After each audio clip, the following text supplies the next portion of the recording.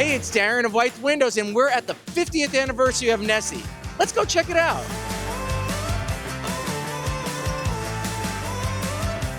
One of the things that really excites me is being able to share with you more manufacturers who are doing the work of making high-performance buildings more easy here in the United States. And one of them is Timber HP, who's now manufacturing wood fiber insulation up here in the Northeast. And I'm here with Addie and Scott today. Tell us more about Timber HP and what you guys are doing. We are making wood fiber insulation in Madison, Maine. So we take the wood chips, the residuals from the lumber mills in that area. We use those, we steam them, we macerate them on giant metal plates, add a boric acid solution, dry it, fluff it up, and make it into insulation. So we're making that, we're making a blown-in product that can be for your wall cavities, friction fit, great thermal, great acoustical benefits. You can use some attic walls, interior walls for acoustics. And before you, if I wanted to get wood fiber insulation, I'd have to bring it in from Europe. Yes. And it's a great product, but, it's tough to, get that kind of critical component, load it up in a container, and bring it all the way from Europe. Right. So longer lead times, higher price point. So we're now making this in the U.S. We're using the wood waste in Maine. So it's nice synergy there to be able to deliver healthy, quality products in the U.S. So why would somebody want wood fiber insulation? I mean, I can go to the big box store and buy myself some fiberglass or other types. Nice thing about wood fiber insulation is it's easy to work with, and it doesn't have any itchy, scratchy fibers. So nothing that's going to poke you, stick in your skin. You don't have to take a hot shower afterwards to get it off your skin. It's just wood dust. Brush it off at the end of the day. Wood is naturally carbon storing, so it's, from an environmental side of things, it's carbon storing rather than a higher embodied carbon product to manufacture. And Scott told me earlier that you're going to introduce a dense board. Yeah, that would be for the exterior continuous insulation. We're looking to do that later this year, which is really a nice alternative to what's out there, foam boards and mineral wool and things of that nature. And very familiar for the folks here in the United States. They've been importing it, but the installation is the same as foam board and mineral wool, so pretty easy transition. The other thing, too, to point out, Darren, is the fact that the channel and how you procure this material, we don't want this to be a boutique product anymore.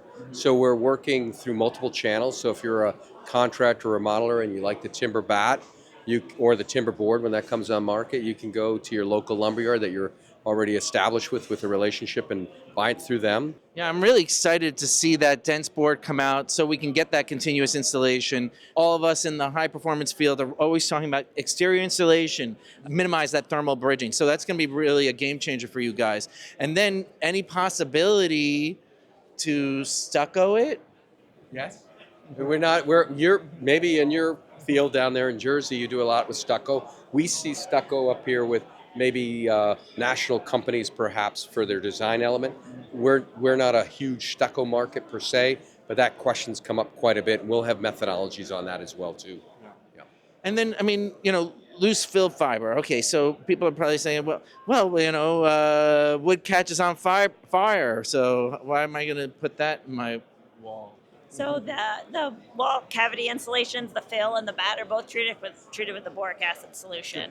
So that boric acid is what's going to suppress any fire. It'll catch, but as soon as you pull the flame away, it self-suppresses. So the same thing like with cellulose, which they treat with boric acid, and also makes it insect resistant. Correct. Yep. It's a natural mildicide and it's an insecticide. Well, perfect. Well, thank you both so much, Addie and Scott from Timber HP. And I look forward to, seeing the further developments and the growth of natural fiber insulation.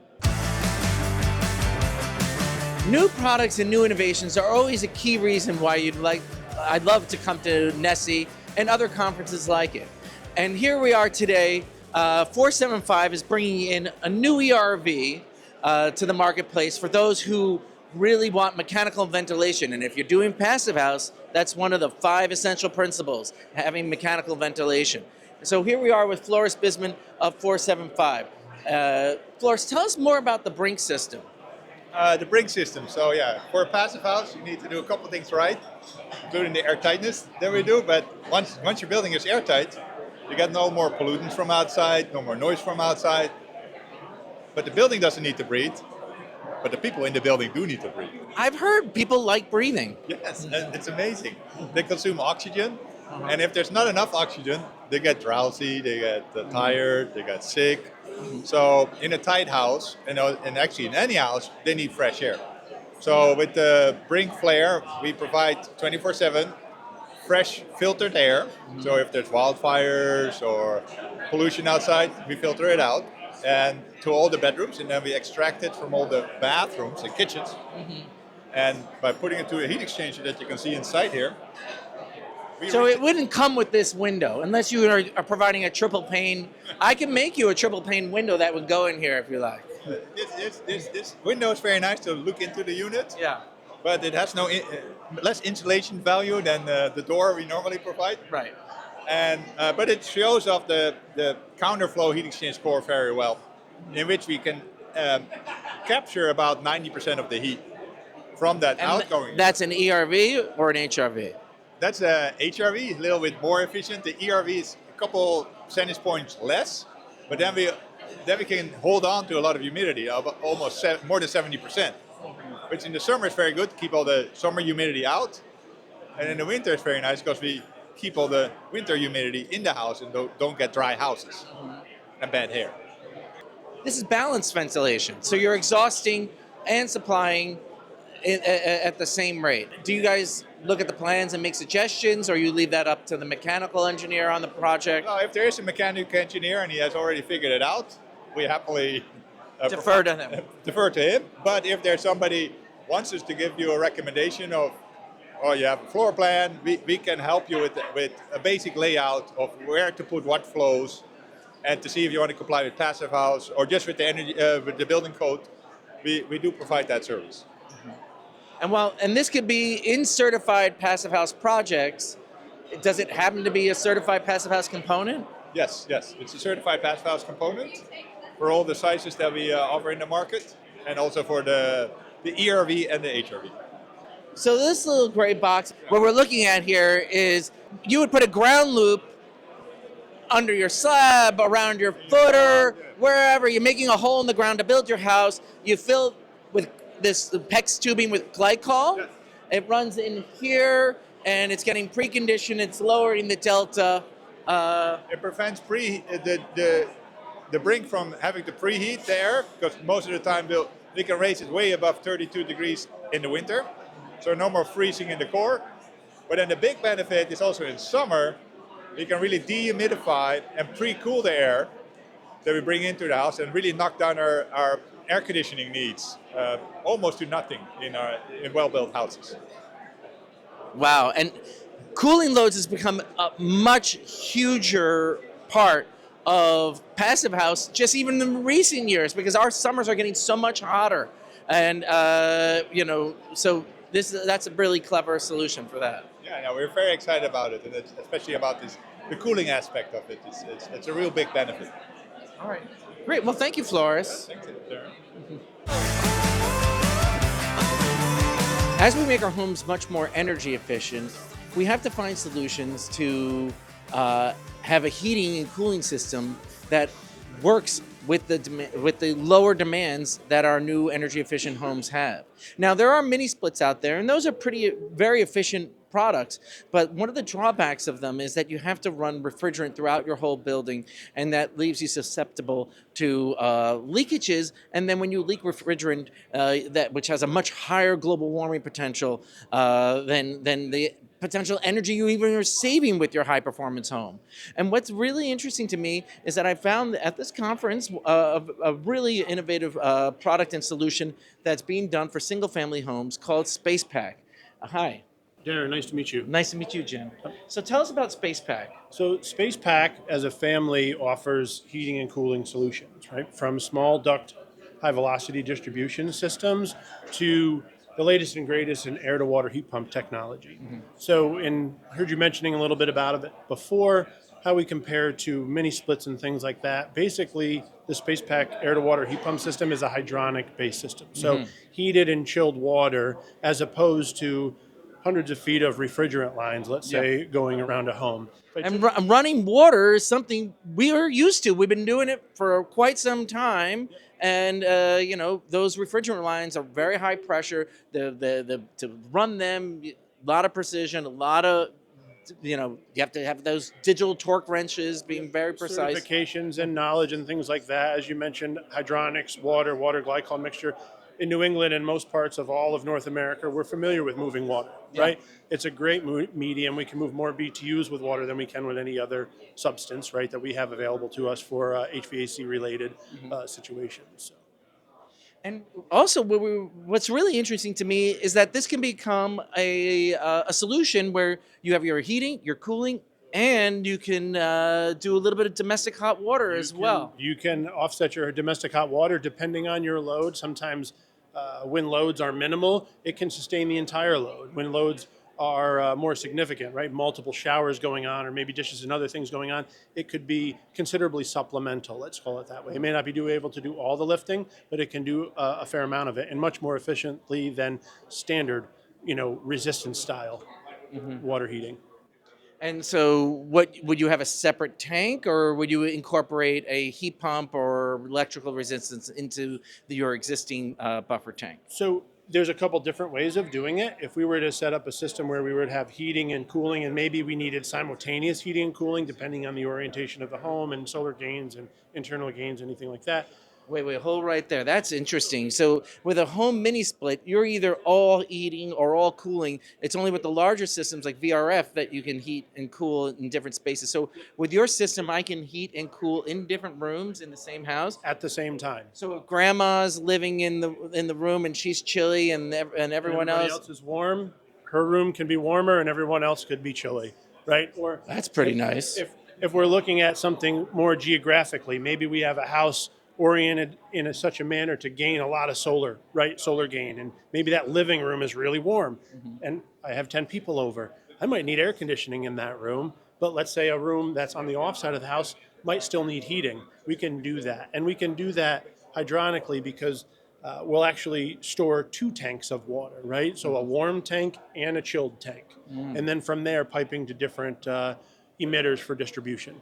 Now, are the fan coils yours, or are those they can mix and match? You can mix and match basically anything hydronic. Of course, I'd love you to buy Space Pack, branded equipment, but anything hydronic that runs on low water temperatures for heating, perfectly applicable for our system. So if there's existing home structure already, infrastructure, and we're tying into it, as long as water temperatures and things are adequate to handle the room by room load calculation, then there's no reason why existing equipment and or anyone's equipment can't be used.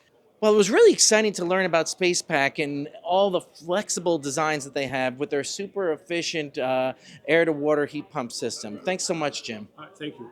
Pleasure. With any high-performance building project, some of the trickiest details are mitigating those thermal bridges, and especially where you have to carry loads. Well, here's a product from Armortherm, which can help you do just that. And we're here with Justin and Neil today. Tell us about Armortherm and the problems that you're solving to make buildings more energy efficient. Well, at Armortherm, we produce weight-bearing insulation that can cover the areas that can't be done with regular insulation. So details need to be designed that bear weight, and we have a variety of different products with weight-bearing capacities and R values to solve some of these details. Yeah, I mean, not all weight-bearing materials are not always the right solution. This one has an insane PSI of 2150. That's pretty high. But you don't necessarily want that all the time unless you need to carry that load because it has an R value of 1.9. Which is going to give you a nice break, but, not as nice as this one, right? But has a PSI of 230. So you got to know what you need. So do you guys help us with that, or? Yeah. Well, 230 is still pretty stout. Oh, for sure. And so 230 pounds per square inch. And it has an R value of 3.8, and it is, it's used in areas that you can get by with that. You can improve your R value, and so there's a lot of applications for that. So these were all like point load considerations. But what about when we have those linear thermal bridges like balconies? Ooh, those could be problematic. Well, Armortherm's developing a product that can hopefully potentially solve that. So what are we looking at here? So we have a system for prefab balconies where the stainless steel rebar is included in with the thermal break pad itself. As you guys may know, balconies are some of the least energy efficient parts of the building. So as you can see by this Yeah, diagram right holy here- smokes, look at those isotherms. as you can see by the diagram, the one on the opposite side here is you can see all of that thermal bridging going right through. Bending, this balcony's become a radiator. Absolutely. And then on this side, you can see with the thermal brake pad in there, it really blocks a lot of that thermal transfer. So it gives you guys the flexibility of design and the lifestyle that a lot of people want, especially in these urban environments where that's their only outdoor space. Designing freestanding balconies is a consideration, but not necessarily always a reality, especially as the buildings get taller. And this allows you to do some fun design while still making an energy efficient building. Larger buildings require their own solutions, and especially when it comes to ventilation. And here we are with Ventacity that makes a high-performance ventilation system that could be suitable for passive house buildings.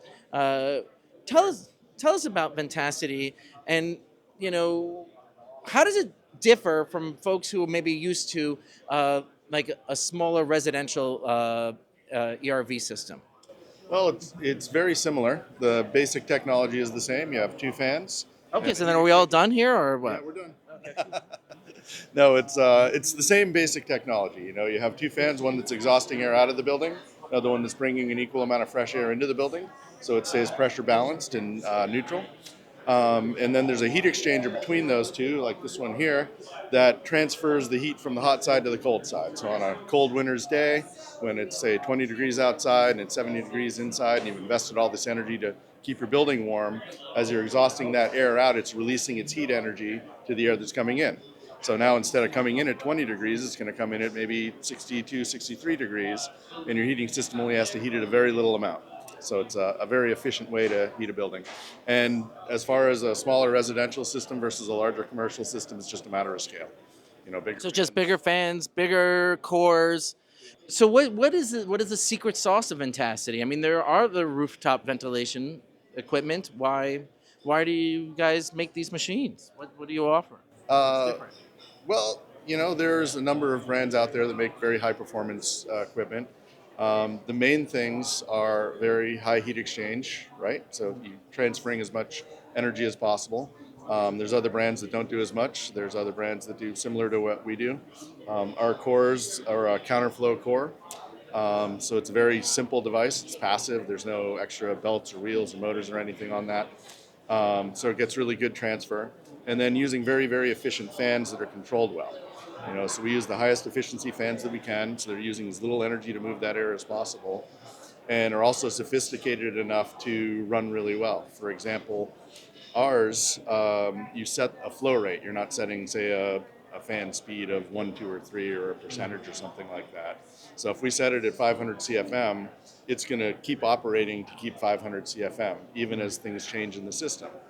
For example, filters load up. You put them in, they're brand new, they have very low pressure drop. As a whole bunch of little particles fill them, they load up and the pressure drop increases. And if you have just set a fan speed, then your flow is going to drop as that filter loads up.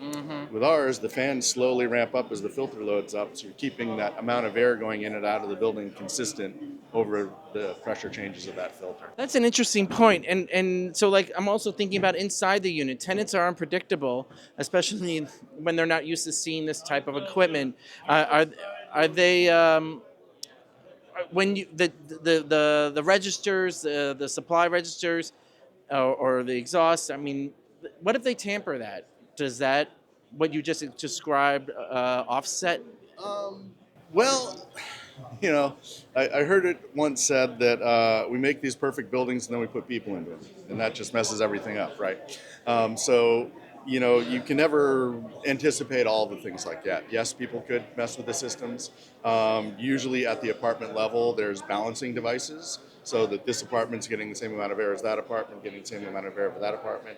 If after those are properly balanced, somebody opens those up and messes with them or something, yeah, it can mess up the overall balance between the apartments and the system. The equipment back on the roof is still going to do its job, but it may not be distributed as well during the space.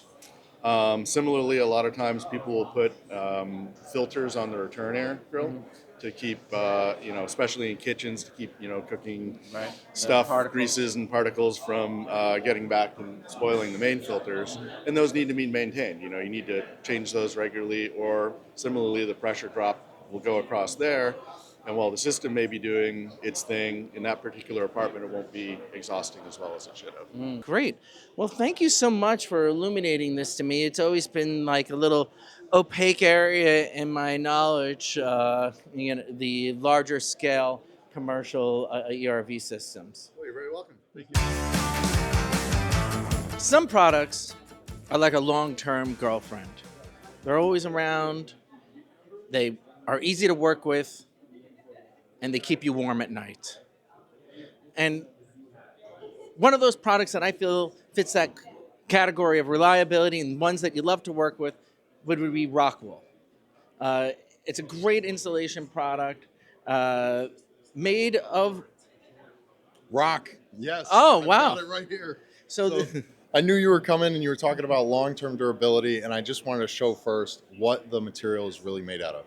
So this is an example of a basalt stone. It's a volcanic rock, and all of the stone fiber that we have here is derived from genuine stone fiber, one of Earth's most natural, abundant resources.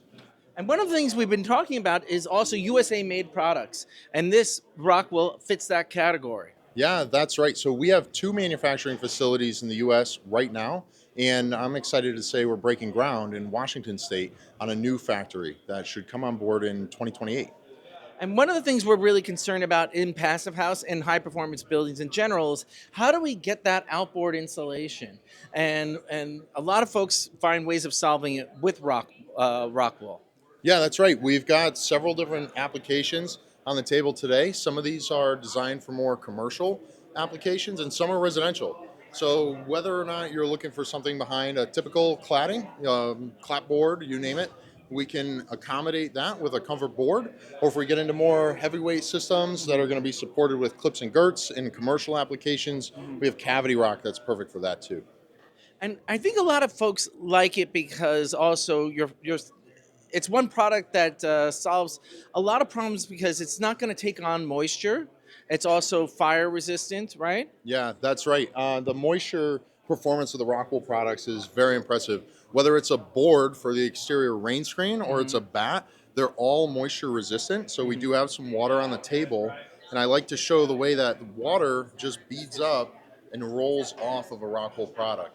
So these are both moisture resistant and vapor open, which helps to allow the drying of your wall assemblies. Crucial element. All right, so explain the difference between hydrophobic and hydrophilic. Yes. So yeah, and that's a good question. So the difference between hydrophobic and hydrophilic comes down to really the intended use. Phobic meaning afraid of water.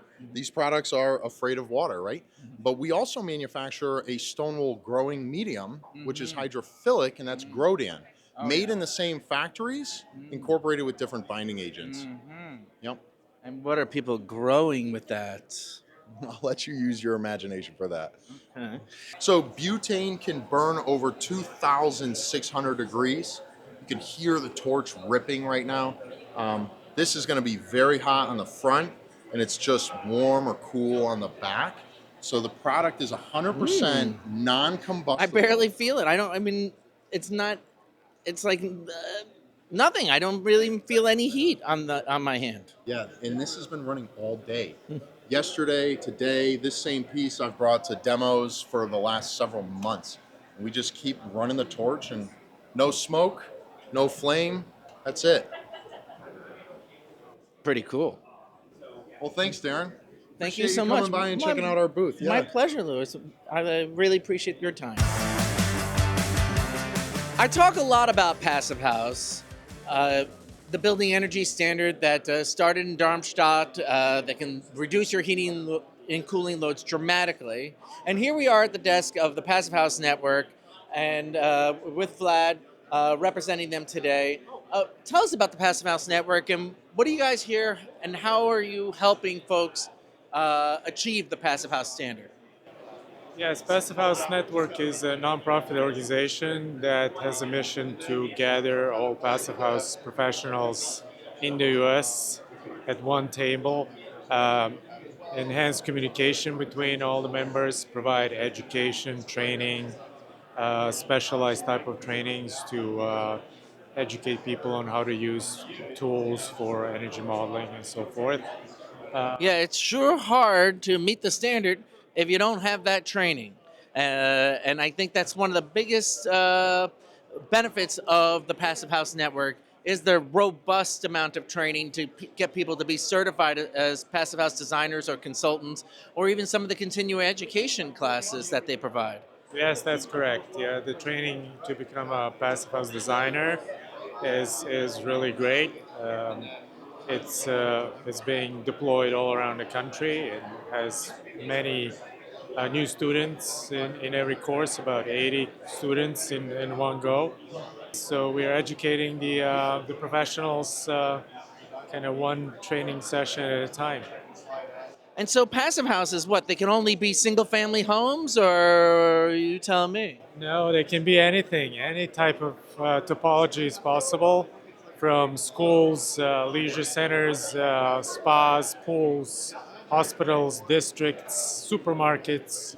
And why the heck would anyone even want to build this wacky thing? It's the only way to build. Once you live in a passive house, you know how comfortable it is and how energy efficient it is and how healthy it is to live in one. And so you just can't live in anything else afterwards. What, so they can only be modern buildings and you're not allowed to open your windows, some people are afraid of? Oh no, it's a total myth. You can open windows anytime. And all kinds of buildings, retrofits of older buildings are possible, are being done around the world. That's a great point, retrofitting. You know, because there's a lot of existing buildings, more existing buildings than there will be constructed new buildings. So retrofitting buildings to be to the passive house standard or the Enerfit standard, which is also a deep energy retrofit to the passive house standard, is crucially important. Definitely is. There's so much stock out there of existing housing that needs to be improved if we want to have an effect, meaningful effect on climate change and the way we live and how much energy we consume. Well, I'm so glad you're out here and letting people know about Passive House and the benefits, the health benefits that you immediately can enjoy from day one of living and being in the building to the long-term benefits of the operational carbon that building will have that will be greatly reduced and help all of us reduce our effects of climate change.